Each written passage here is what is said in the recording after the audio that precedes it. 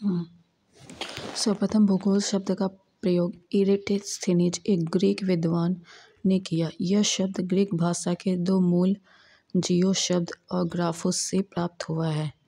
दोनों को एक साथ रखने पे इसका अर्थ बनता है पृथ्वी का वर्णन। भूगोल के नामकरण और इस विषय को प्राथमिक स्तर पर व्यवस्थित स्वरूप प्रदान करने का श्रेय यूनान के निवासियों को जाता है। हिक्केटियस ने अपनी पुस्तक जस्ट पीरियोडस अर्थात पृथ्वी का वर्णन में सर्वप्रथम भौगोलिक तत्वों का क्रमबद्ध समावेश किया। अध्ययन के लिए जस्ट पीरियोडस अध्ययन के लिए स्वतंत्र विषय के रूप में भूगोल को 19वीं शताब्दी में ही मान्यता मिली। 20वीं शताब्दी के आरंभ में भूगोल मनुष्य और पर्यावरण के पारस्परिक संबंधों के अध्ययन के रूप में विकसित हुआ। इसके दो विचारधाराएं हैं। संभववाद, इसके अनुसार मनुष्य अपने पर्यावरण में परिवर्तन करने में समर्थ है और वह प्राकृतिक प्रदत्त अनेक संभावनाओं को अपनी इच्छा के अनुसार उपयोग कर सकता है। इस विचारधारा के एक समर्थक हैं भूगोलवेत्ता वाइडल डी ला ब्लाश और फेब्रे। निश्चयवाद, इसके अनुसार मनुष्य के सारे काम पर्यावरण द्वारा निर्धारित होते हैं। अंत मनुष्य को स्वेच्छापूर्वक कुछ करने की स्वतंत्रता कम है। इस विचारधारा के प्रमुख समर्थक है भूगोलवेत्ता रीटर रैटजोल, नवीन निश्चयवाद का संस्थापक एलन सैम्पल और हंटिंगटन।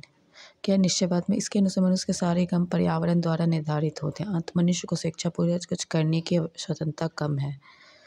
भूगोल की कुछ परिभाषाएं। भूगोल एक ऐसा स्वतंत्र विषय है जिसके उद्देश्यों को विश्व आकाशीय पिंडों, स्थल महामार्गों, जीव जंतुओं, वन संपत्तियों, फलों तथा भू धरातल के क्षेत्रों में देखी जाने वाली प्रत्येक अन्य वस्तुओं का ज्ञान प्राप्त कराना है। ये कौन का था? स्ट्रैबो। भूगोल पृथ्वी की झलक को स्वर्ग को देखने में अपना अभायमान विज्ञान है। भूगोल पृथ्वी की झलक को स्वर्ग में देखने वाला अभायमान विज्ञान है। क्लॉडियस और टालमी। भूगोल वह विज्ञान जिसमें पृथ्वी को स्वतंत्र ग्रह के रूप में मान्यता देते हुए उसके समस्त लक्षणों, घटनाओं और उसके अंत संबंध का अध्ययन किया जाता है। Carl Ritter. भूगोल में पृथ्वी के उस भाग का अध्ययन किया जाता है जो मानव के रहने का स्थान है। Arthur Holmes. ब्रह्मांड अस्तित्वान द्रव और ऊर्जा के सम्मिलित रूप को ब्रह्मांड कहते हैं। अस्तित्वान द्रव और ऊर्जा के सम्मिलित रूप को ब्रह्मांड कहते हैं। दूसरों शब्दों में सूक्ष्मतम अणुओं को लेकर महाकाय आकाशगंगाओं तक के सम्मिलित स्वरूप को ब्रह्मांड कहा जाता है। दूसरे शब्दों में सूक्ष्मतम अणुओं से लेकर महाकाय आकाशगंगाओं को तक के सम्मिलित स्वरूप को ब्रह्मांड कहा जाता है। ब्रह्मांड की उत्पत्ति से संबंधित प्रमुख सिद्धांत है महाविस्फोटक सिद्धांत एब जॉर्ज लेमेंतियर।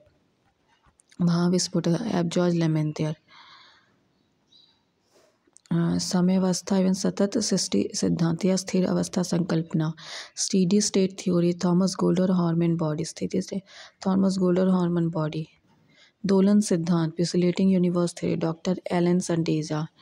दोलन सिद्धांत pulsating universe theory doctor Alan Sandage. स्फीति सिद्धांत इन्फ्लेशनरी थ्योरी अलिन गुथ। ब्रह्मांड की उत्पत्ति के समय में महाविस्फोटक सिद्धांत बिग बैंग थ्योरी सर्वाधिक मान्य सिद्धांत है। सर्वाधिक मान्य सिद्धांत। इसका प्रतिपादन बेल्जियम के खगोलविद एवं पादरी एब जॉर्ज लेमेंतियर ने किया था। महाविस्फोटक लेमेंतियर ने किया था। बाद में रॉबर्ट बैंगलर ने इस सिद्धांत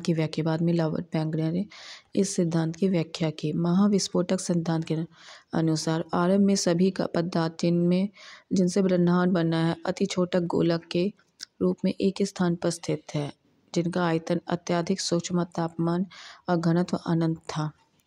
अत्यधिक संकेंद्रण के कारण बिंदु का आकस्मिक विस्फोट हुआ जिसे महाविस्फोट ब्रह्मांडीय विस्फोट कहा गया। इस अचानक विस्फोट से पदार्थों का बिखराव हुआ जिससे समान पदार्थ निर्मित हुए। इसके अलगाववाद के कारण काले पत्थर बने जिनमें समूहन में अनेक ब्रह्मांडीय पिंडों का सृजन हुआ। वैज्ञानिकों का विश्वास है कि महाविस्फोट की घटना आज से 13.7 वर्ष अरब पहले हुई थी। महाविस्फोटक के लगभग 10.5 अरब वर्ष पश्चात यानी आज से 4.5 वर्ष पूर्व सौर मंडल का विकास है, जिसमें ग्रहों उपग्रहों का निर्माण हुआ। 10 इस प्रकार बिग बैंग की परिघटना से ब्रह्मांड की उत्पत्ति हुई और तभी से निरंतर विस्तार हुआ। इसके साक्ष्य के रूप में आकाशगंगाओं के बीच बढ़ती दूरी का साक्ष्य दिया जाता है। नासा ने 2001 में MAP माइक्रोवेव एनिसोट्रॉपी प्रोब नामक अनुसंधान में इसकी पुष्टि की। ब्रह्मांड के निरंतर विस्तारण के कारण साक्ष्य जुटाने में एडविन हबल का योगदान उल्लेखनीय है। ब्रह्मांड के निरंतर विस्तारण के साक्ष्य के रूप में अंतरिक्ष में सूक्ष्म तरंगों की उपस्थिति का पता लगाना, अंतरिक्ष में रेडशिफ्ट परिघटना का अवलोकन, आधुनिक अध्ययनों में सुपरनोवा का अंतरिक्ष में विस्फोट होना भी ब्रह्मांड के विस्तार के साक्ष्य रूप में माना जा रहा है। नासा द्वारा 30 जून 2001 को डेविड विल्किंसन के नेतृत्व में बिग बैंग की पुष्टि हेतु मैप परियोजना माइक्रोवेव एनिसोट्रॉपी प्रोब का शुभारंभ किया गया। मैप एक छोटी उपग्रह है। इससे प्राप्त चित्रों से बिग बैंग की पुष्टि होती है। 11 फरवरी 2013 को इस आधार पर नासा ने ब्रह्मांड की आयु 13.7 अरब निर्धारित करने की घोषणा की। डेविड विल्किंसन के सितंबर 2002 के निधन के पश्चात उनके सम्मान में मैप उपग्रह का नाम 11 फरवरी 2003 को WMA Wilkinson microwave anisotropy probe रखा गया।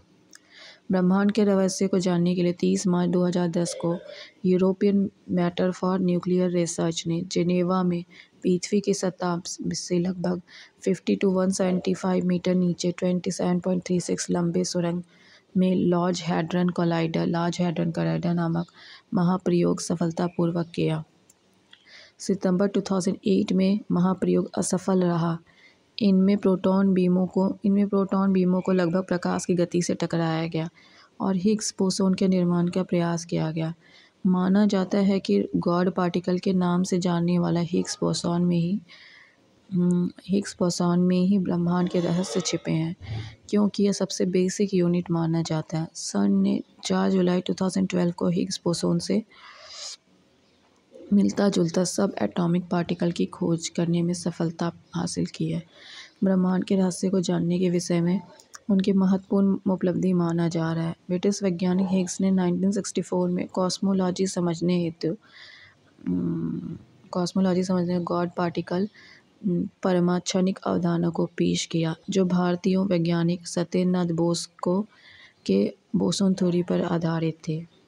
ब्रह्मांड का व्यास 10⁸ प्रकाश वर्ष है। ब्रह्मांड में अनुमानतः 100 अरब मंदाकिनी, प्रत्येक मंदाकिनी में अनुमानतः 100 अरब तारे हैं। मंदाकिनी तारों का ऐसा समूह जो धुंधला सा दिखाई पड़ता है। तत्व जो तारा निर्माण प्रक्रिया की शुरुआत का गैस पुंज है, मंदाकिनी कहलाता है। हमारी पृथ्वी की अपनी एक मंदाकिनी है जो दूध मेखला या आकाशगंगा कहती हैं। अब तक ज्ञात इस मंदाकिनी का 80% भाग सर्पिला है। इस मंदाकिनी को सबसे पहले गैलीलियो ने देखा था। आकाशगंगा की सबसे नज़दीकी मंदाकिनी को देवयानी नाम दिया गया है। नवीनतम ज्ञात मंदाकिनी है ड्वार्फ मंदाकिनी निहारिका। ये एक ब्रह्मांडीय नर्सरी है जहाँ तारों का जन्म होता है। निहारिका में धूल और गैसों का बादल होता है। सभी तारों का जन्म निहारिका में होता है, सिर्फ कुछ दुर्लभ अवसरों को छोड़कर, जिसमें 2 न्यूट्रॉन तारे एक श्याम विवर बनाते हैं। वैसे भी न्यूट्रॉन तारे और श्याम विवर मृत तारे माने जाते हैं।